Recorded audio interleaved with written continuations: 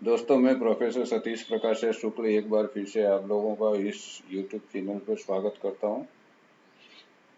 पिछले वीडियो में हमने एक्सेल के द्वारा बिना वर्गों के आवृत्ति वितरण बनाने की बात की थी। आज हम एक्सेल के द्वारा वर्गों सहित आवृत्ति वितरण की रचना करने का प्रयत्न करेंगे। उसके लिए सबसे पहले हमें एक एक्सेल की शीट ओपन करनी पड़ेगी। आप देख सकते हैं कि स्क्रीन पर देख सकते हैं कि एक्सेल की एक शीट ओपन कर दी गई है। इस शीट में सेल A1 से लेकर सेल E10 तक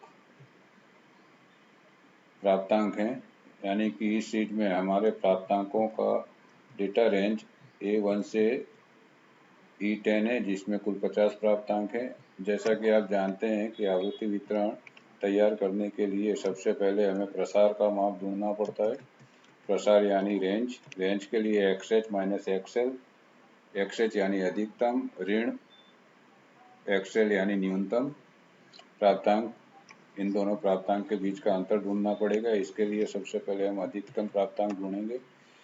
अधिकतम प्राप्तांक ढूंढने के लिए एक्सेल में एक विशेष फंक्शन है जो बराबर के चिन्ह से शुरू होता है, उसके बाद MAX लिखा जाता है जिसका मतलब मैक्सिमम है, और फिर कोष्टक में डेटा रेंज लिखी जाती है। डेटा रेंज है हमारी यहाँ पर A1 से लेकर E10 तक। डेटा रेंज लिखने के बाद ब्रैकेट बंद करके एंटर की दबाते हैं।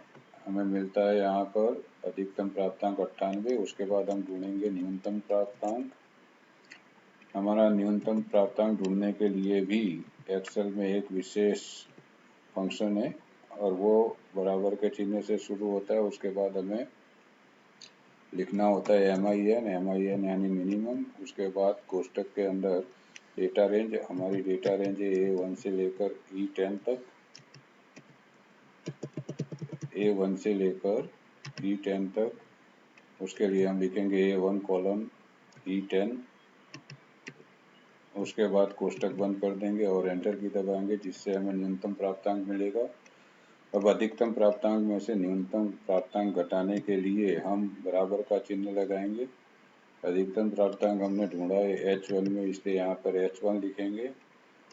उसमें से घटाने के लिए हम ऋण का चिन्ह लगाएंगे, घटाएंगे H2 क्योंकि हमने न्यूनतम प्राप्तांक का मूल्य H2 में ढूंढा है। इस प्रकार हमें 97 प्रसारांक मिलता है। अब हम निश्चित करेंगे 97 प्राप्तांकों का प्रसार 97। अब हम निश्चित करेंगे कि हमारे वर्गों का अंतर कितना रखा जाए। हम यहाँ पर 10 का अंतर मान लें तो हमें ढूंढना पड़ेगा कि कुल कितने वर्ग बनेंगे, और वर्गों की संख्या जानने के लिए प्रसार अंक को वर्गांतर से भाग दिया जाता है।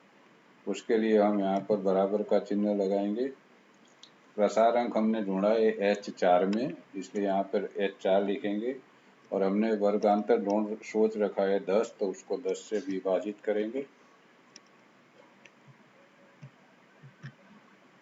H4 को 10 से विभाजित करने पर हमें मिलेगा 9.7।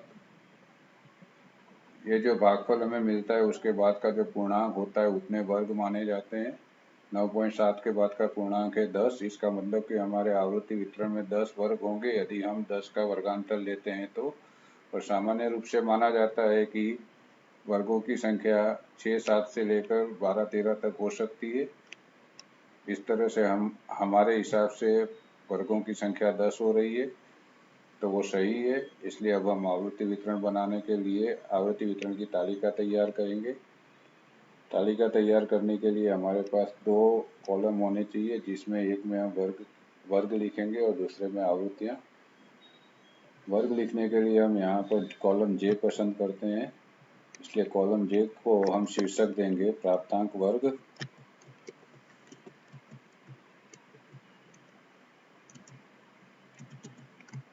शीर्षक हम J1 में लिखेंगे।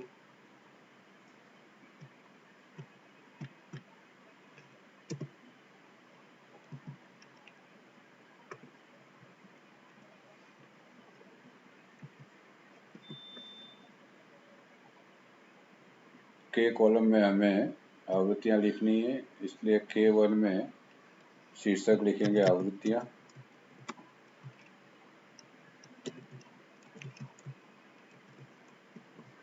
उसके बाद हम प्राप्तांक वर्ग के नीचे प्राप्तांकों के वर्ग लिखते जाएंगे।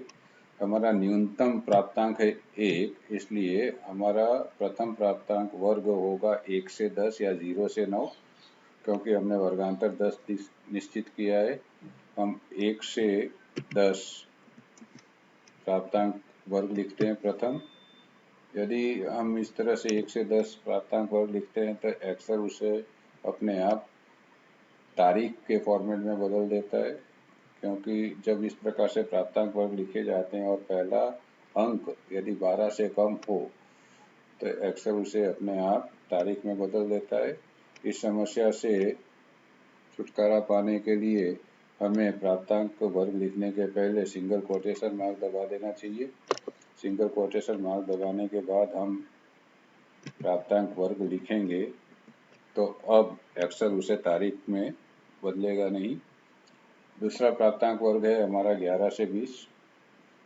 11 से 20 में भी पहला जो अंक है, पहली जो संख्या है वो 12 से कम है, उसे भी यदि हम 11 से 20 लिखेंगे तो एक्सेल तारीख में बदल देगा। इसलिए यहाँ पर भी हमें सिंगल कोटेशन मार्क दबाना पड़ेगा। सिंगल कोटेशन मार्क एंटर करने के बाद हम 11 से 20 लिखेंगे। अब हमें कोई फर्क नहीं पड़ता है, हमारा वर्ग तारीख में बदला नहीं जाता अपने आप।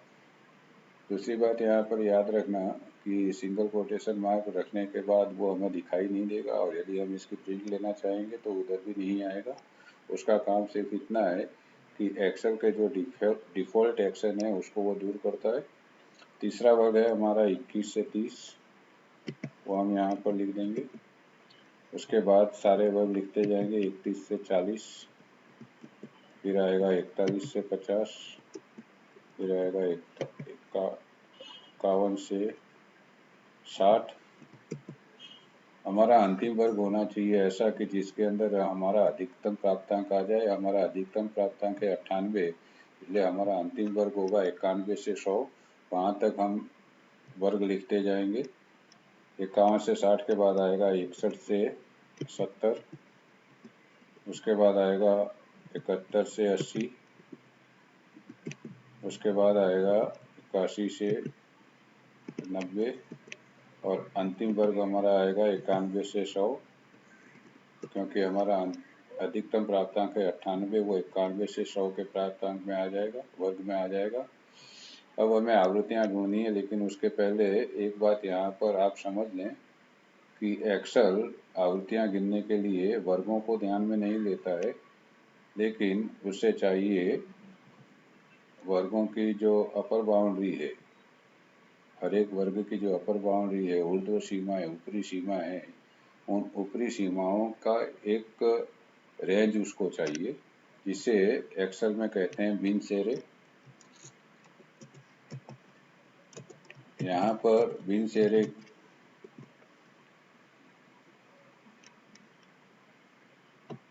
सेरे का मतलब होगा कि सारे वर्गों की जो ऊपरी सीमाएं हैं उन सभी को किसी एक कॉलम में लिख दिया जाए, और जितने भी सेल्स में वो लिखे जाते हैं उन सारे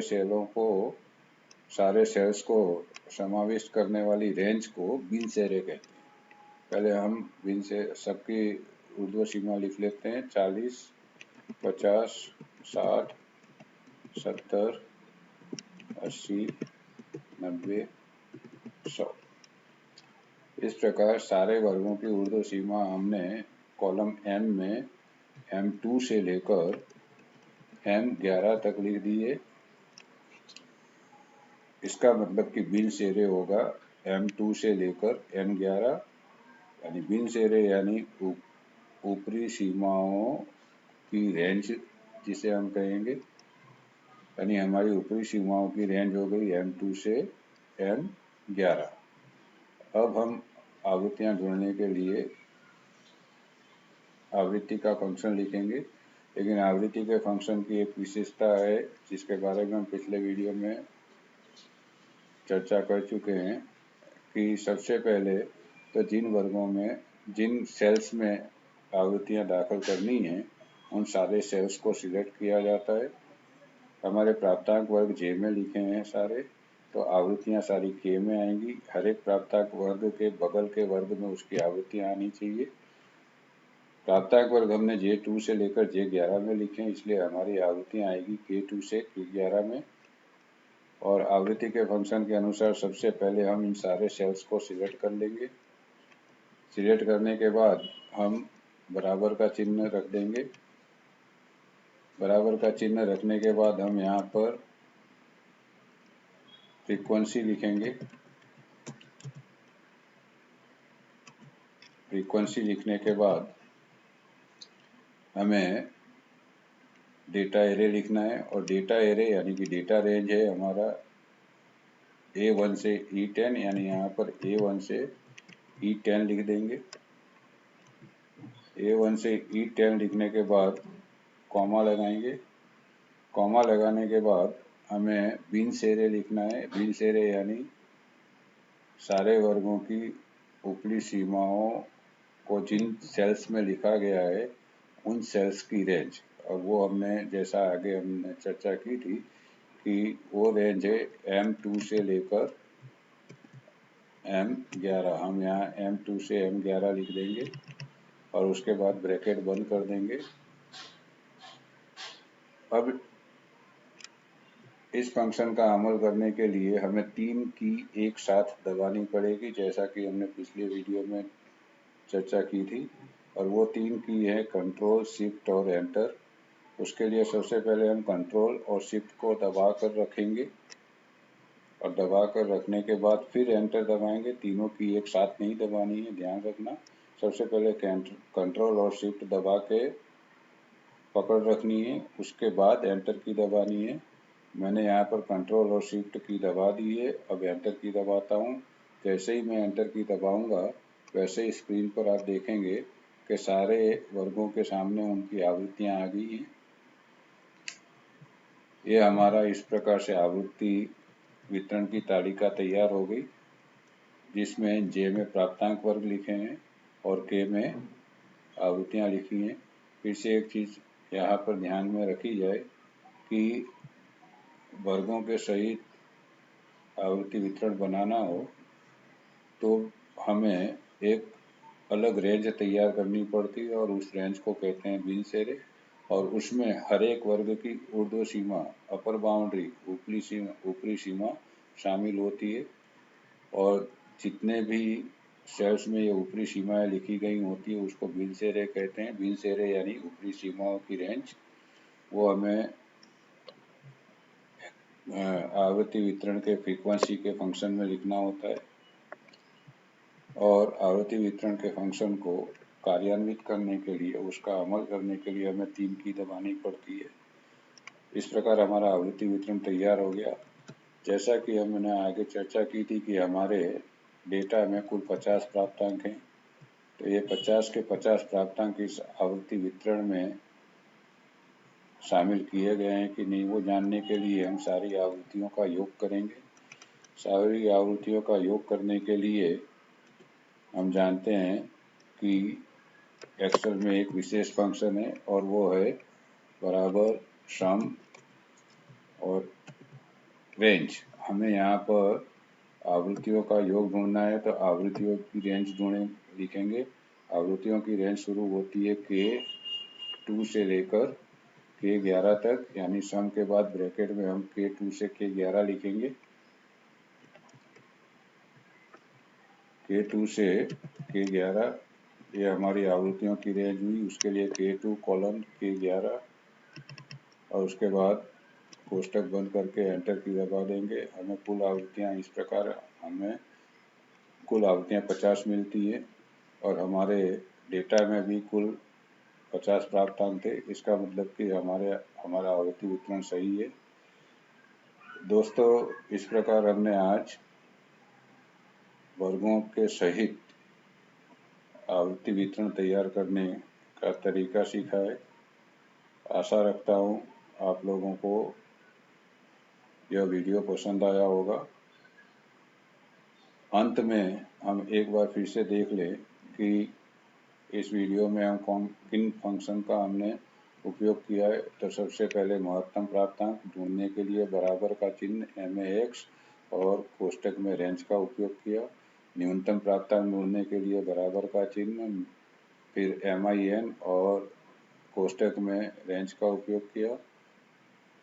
और आवृत्तियां ढूंढने के लिए एक विशेष फंक्शन का उपयोग किया है जो बराबर के चिन्ह से शुरू होता है।